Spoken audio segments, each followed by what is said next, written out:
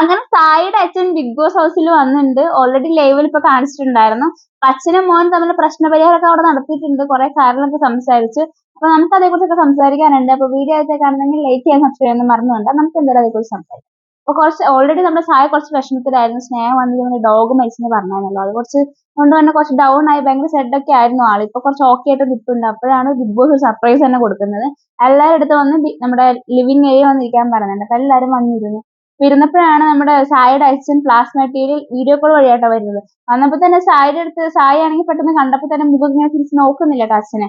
അപ്പൊ അച്ഛൻ ഹായ് ഒക്കെ പറഞ്ഞിട്ട് സായിയുടെ അടുത്ത് ചോദിക്കുന്നുണ്ട് എന്താ നോക്കാതെ എന്നൊക്കെ ചോദിക്കുന്നുണ്ട്. എന്നിട്ട് പറയുന്നുണ്ട് നീ എന്താണ് എപ്പോഴും ഇങ്ങനെ വിഷമിച്ചിരിക്കുന്നത്, ഇങ്ങനെ വിഷമിച്ചിരിക്കേണ്ട കാര്യമൊന്നുമില്ല, നീ സന്തോഷമായിട്ട് നിൽക്കണം, പിന്നെ കപ്പ് അടിക്കണം, കപ്പ് കൊണ്ടുവരണം, പ്രശ്നങ്ങളൊന്നുമില്ല, എനിക്ക് പ്രശ്നങ്ങളൊന്നും ഇല്ല എന്ന് പറയുന്നുണ്ട്.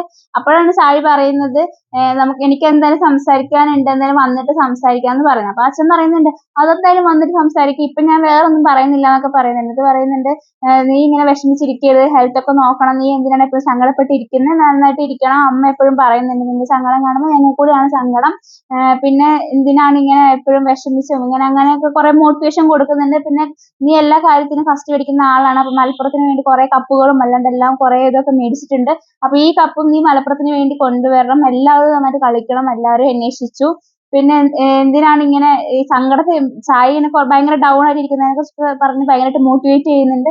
എന്തായാലും അച്ഛനും മോനും തമ്മിലുള്ള പ്രശ്ന പരിഹാരം എന്തായാലും അവിടെ നടന്നിട്ടുണ്ട്. സായിക്ക് അത് കുറച്ചൊക്കെ എന്തായാലും കുറച്ചുകൂടെ സ്ട്രെങ്ത് കിട്ടിയെന്ന് തോന്നുന്നു.